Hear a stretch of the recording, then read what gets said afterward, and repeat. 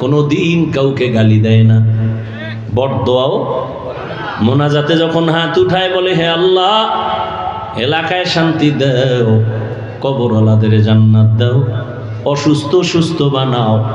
ইমাম সাহেব কইছে আল্লাহ কয়েকটার চাক্কার তলে হালাও।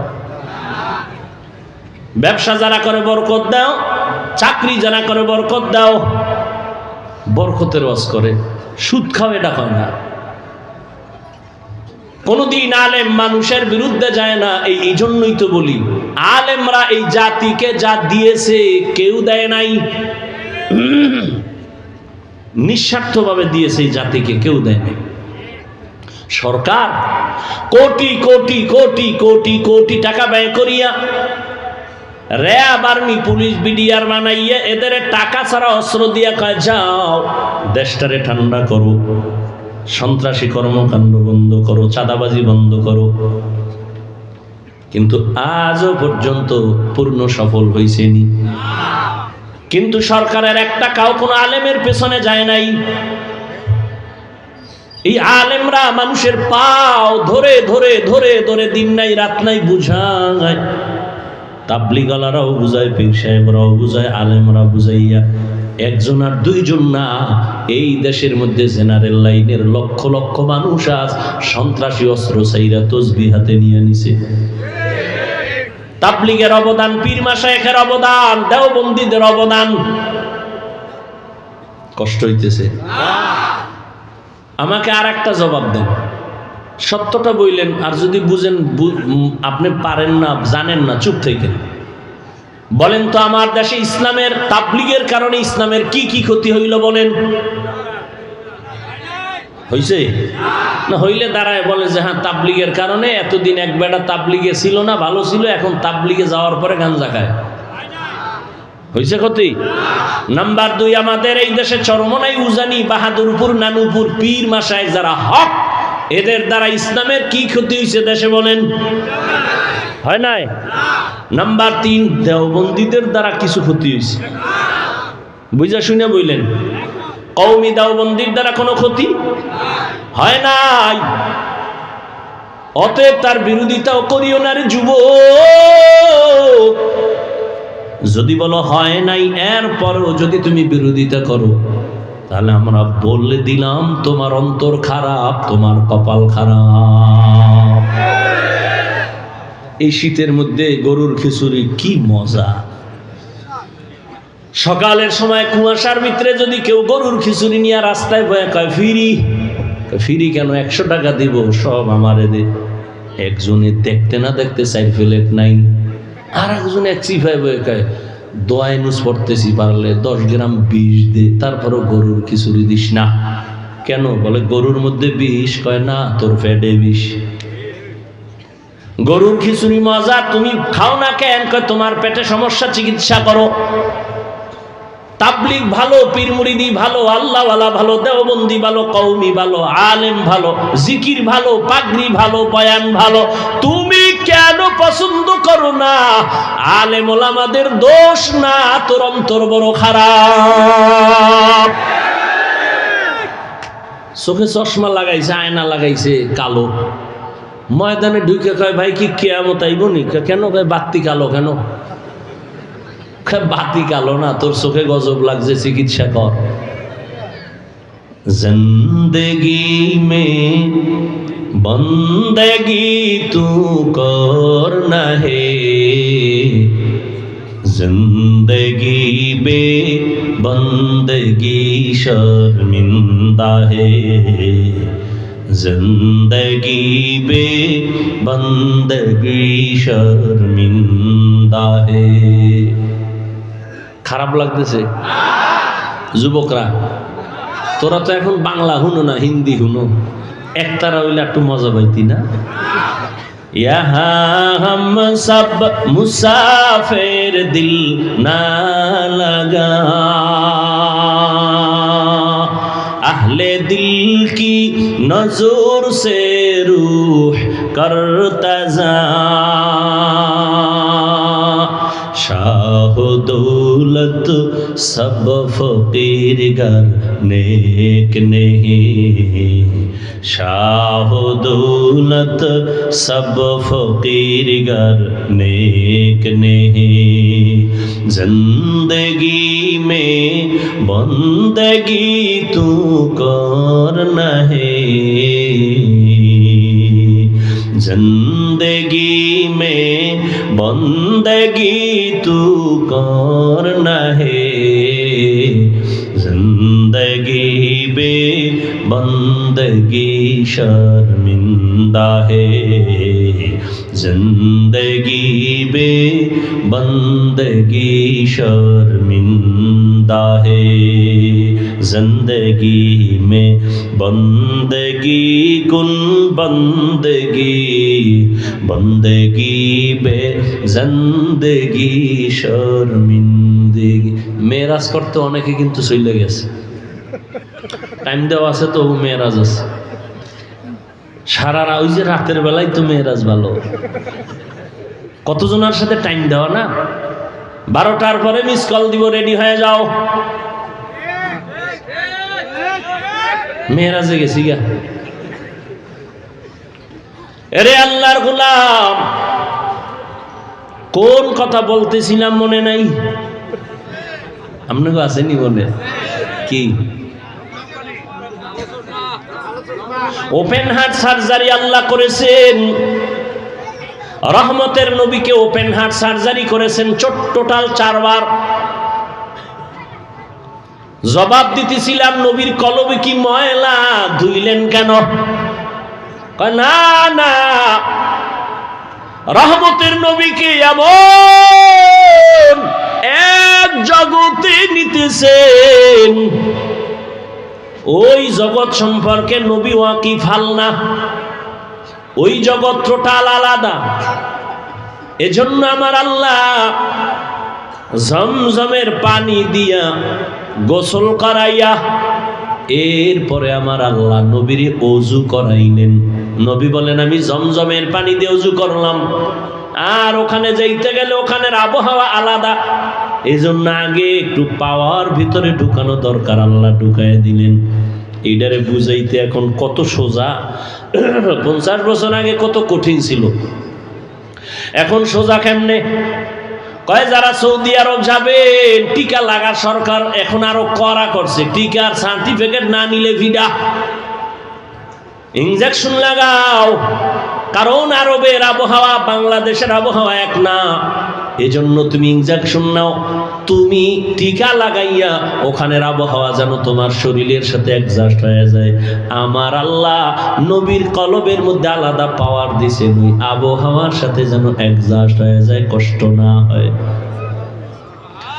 নবী বলেন এবার আমি ওযু বানাইলাম জমজমের পানি দিয়া। এজন্য অনেক ওলামায়ে কেরাম বলেছেন জমজমের পানি কাউসারের পানির থেকেও দামি। রহমতের নবীকে সাহাবায়ে কেরাম প্রশ্ন করলেন, ইয়া রাসূলুল্লাহ জমজমের কূপের তলা কই? এই যে পানি যাইতেছে, ও মানে কোটি কোটি ট্রিলিয়ন বিলিয়ন পানি হাজিরা নেয়, কমেও না বাড়েও না, এর তলা কই? রহমতের নবী বলেন সাহাবা এই জমজমের পানির কূপের তলা হাউজে কাউসারের সাথে লাগানো।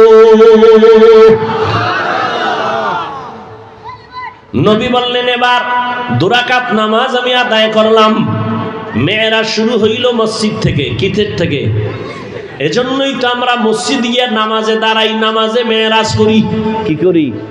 মেরাজ। মসজিদে গিয়ে নামাজ আদায় করো। নামাজ আল্লাহর সাথে গভীর সম্পর্ক তৈরি হয়, কথা হয়। বান্দা যখন নামাজে দাঁড়ায় ওখানেও কিন্তু ওই সুবহান দিয়া শুরু হয়, হয়নি? সুবহানাকাল্লাহুম্মা আছে না? অবিহামদিকা ওয়া তাবারাকা ইসমুকা ওয়া তাআলা জাদ্দুকা ওয়া লা ইলাহা গায়রুক। সুবহান। আমি এখন মেরাজে ঢুকতেছি। বান্দা যখন নামাজে দাঁড়ায় গেল তখন বান্দা আল্লাহর সাথে সম্পর্ক তৈরি করে, আল্লাহর প্রশংসা করে। আলহামদু, আল্লাহ বলেন লিমানিল হাম, কার গুণগান গাইলা? কালিল্লাহ। আল্লাহ বলেন মানিল্লাহ, আল্লাহকে। বান্দা জবাব দেয় রব্বুল আলামিন। আল্লাহ প্রশ্ন করে রব্বুল আলামিন কে? বান্দা জবাব দেয় রহমান। মানির রহমান, বলে রহিম। এভাবে কথা হয়, মেরাজ চলে আল্লাহর সাথে। উরুজ, উপরে যাইতেছে বান্দা, আল্লাহর মোহাব্বতের সাগরে ঢেউ খেলতেছে, মোহাব্বতের দিকে অগ্রগামী হইতেছে। এই জন্যই দেখছেননি নামাজ একটা ইবাদত, ঠিক এমনই তো একটা ইবাদত হজ করা, এমনই ইবাদত যাকাত দেওয়া, এমনই ইবাদতের অংশ বাইতুল্লাহ তাওয়াফ করা। কিন্তু ব্যবধানটা কি? বান্দা যখন যাকাত দেয় তখন যদি খানা দেয় খাওয়া যাবে, সালাম দিলেও জবাব দেওয়া যাবে।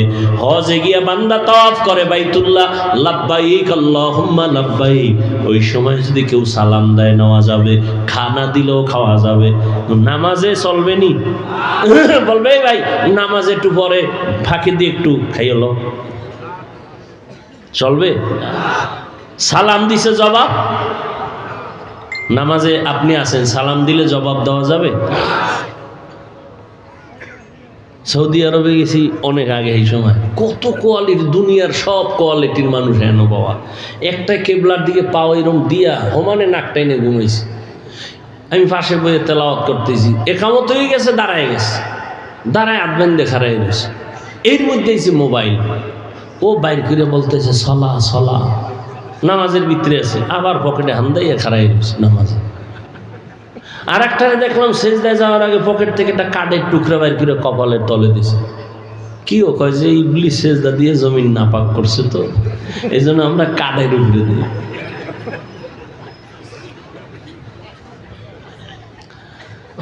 হায় হায় হায়। তাহলে নামাজের মধ্যে সালাম বন্ধ কেন? খানা বন্ধ কেন? এটা তো মেরাজ চলতেছে।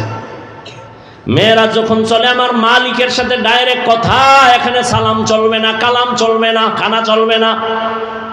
সালাম ফিরে নামাজ শেষ, এবার খানা দাও, সালাম দাও, কোনো বাধা নেই। আল্লাহ পাক রব্বুল আলামিনের নবী বলেন এবার বোরাকে আমাকে উঠাবেন। বোরাক আমাকে নিতে চায় না, কেমন বাহানা করে। ইতিহাস ওলামায়ে কেরাম অনেকে শুনছেন, আপনারাও জানেন। নবী বলেন বাইতুল্লাহ থেকে 1 মাসের পথ হলো বাইতুল মাকদিস, প্রথম কিবলা। বোরাকে যখন উঠলাম, এক চোখের পলকে আমি বাইতুল মাকদিসে হাজির হয়ে গেলাম। এটা কেমনে সম্ভব? মুহাম্মদ এক নজর 1 মাসের পথ চলে গেলেন, এটা কেমনে সম্ভব?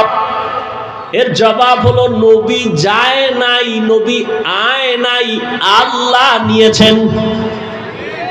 আর আল্লাহ নিলিকে পারে না? যেই আল্লাহ আদম নবীরে জান্নাত থেকে ভারতের চরণদ্বীপে পালায় দিলেন, যেই আল্লাহ মা হাওয়াকে আরবের জেদ্দায় পাঠায় দিলেন জান্নাত থেকে, ওই আল্লাহ আমার নবীরে পারে না আর নিতে?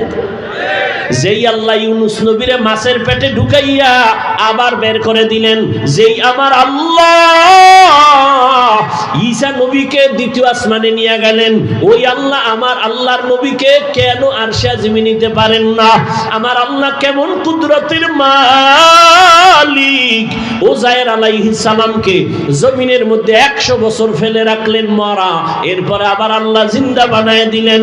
ওই আল্লাহ আমার রহমতের নবীকে কুদরতের দ্বারা আরশে আজিমে নিতে পারেন কিনা? আল্লাহ নিছেন, নবী যান নাই, নবী আসেন নাই, আল্লাহ নিয়েছেন, আল্লাহ পাঠায় দিয়েছেন। কুদরত কার? আমার আল্লাহর। নবী বলেন এক পলকে চলে গেলাম, কিন্তু এর মধ্যে বহু কাহিনী হয়ে গেল। মদিনার সফর হয়ে গেল, নামলাম, নামাজ পড়লাম, আবার সামনে যাইয়া তুর পাহাড়ের উপর দিয়া যাই, এক জায়গায় মুসা নবীর কবর দেখলাম। এই মেরাজের ভিতরে যাইতে গিয়া দেখি মুসা নবী কবরে নামাজ পড়তেছে। নবী মুসা কবরে নামাজ পড়েন, এটা আবার কেমন কথা? কেমন তেমন কথা, দূর আর বলার সুযোগ নাই। অনেকে বলে নবীরা কবরে মরা, জীবনে জিন্দা হবে না। নবী বলেন ক্বালা রাসূলুল্লাহ সাল্লাল্লাহু আলাইহি ওয়া আলিহি ওয়া সাল্লাম আল আমবিয়া ওয়া আহইয়াউন ফি কুবুরিহিম ইউসাল্লুন। সব নবীরা কবরে জিন্দা, সবাই নামাজ পড়ে। সুবহানাল্লাহ। কোরআন শরীফে আল্লাহ আয়াত নাজিল করে বলেন ওয়াহুম ইউরজাকুন, আমি কবরে তাদেরকে খানা দেই। আল্লাহ কি দেন? খানা কবরেই দু জায়গা, এখানে আবার আল্লাহ খানা দিলে কেমনে খায়? প্রশ্ন করে তারা যারা নবীদেরকে জিন্দা মানে না। তারা বলে কবরে জিন্দা হইলে আল্লাহ কয় রিজিক দেয়, কি খায়? রুটি না ভাত? খাইলে প্লেট পায় কই, গ্লাস পায় কই, বাথরুম কই? এই বিষয়ে আমি বিস্তারিত আলোচনা অনেক জায়গায় করেছি, আজ করব না। আমাদের আকীদা, সমস্ত নবীরা কবরে জিন্দা, কিয়ামত পর্যন্ত নামাজরত অবস্থায় থাকবেন। নবী বলেন ওখান থেকে বাইতুল মাকদিসে যাইয়া বোরাকটারে বাঁধলেন। জিব্রাইল বাইতে, জিব্রাইল নিজে আজান দেওয়া শুরু করলেন। বোরাকেরে বাঁধলেন কেন? পালায় যাবে? কয় না, এখান থেকে আর এক সবক নেও, নিজের মাল নিজে হেফাজত করো, অন্যের উপরে ন্যস্ত করিও না। নিজের দোকান নিজে হেফাজত করে বলো তাওয়াক্কালতু আলাল্লাহ। নিজের সন্তান নিজে হেফাজত করো, আর একজনের উপরে ন্যস্ত করো না। জিব্রাইল আজান দিয়ে দিলেন। আজান নবী দিলে তার মজা হইতো, সেখানে সব নবী রাসূল হাজির। জিব্রাইল আজান দিছে, আমার নবী আজান দিলে ঝামেলা, কারণ আমার নবী যদি বলেই ফেলেন হাইয়া আলাস সালাহ, নামাজের দিকে আসো, এটা বাই ফোর্স অর্ডার। আর নবী যদি অর্ডার দিয়েই দেন, যদি না মানো কাফের হয়ে যাবে। এই জন্য আল্লাহ উম্মতের কাফের থেকে বাঁচাইছে। জিব্রাইল আজান দিছে হাইয়া আলাস সালাহ, উম্মত যদি না যাও কাফের হবা না, হয়তো ফাসিক হয়ে যাবে। আর নবী যদি কয় হাইয়া আলাস সালাহ, তুমি যদি ডিনাই করো, তুমি কাফের হয়ে যাবে। নবীর অর্ডার বাই ফোর্স অর্ডার। নবীজি এবার সব নবী রাসূলদের সামনে দুরাকাত নামাজের ইমামতি করলেন। নবীর যেহেতু পুরস্কার দিবেন, পুরস্কার দেওয়ার জন্য সবাইকে আল্লাহ হাজির করলেন। নবীকে পুরস্কার দেয়া হবে। ওখান থেকে আমার আল্লাহ বোরাকে নিয়ে গেলেন।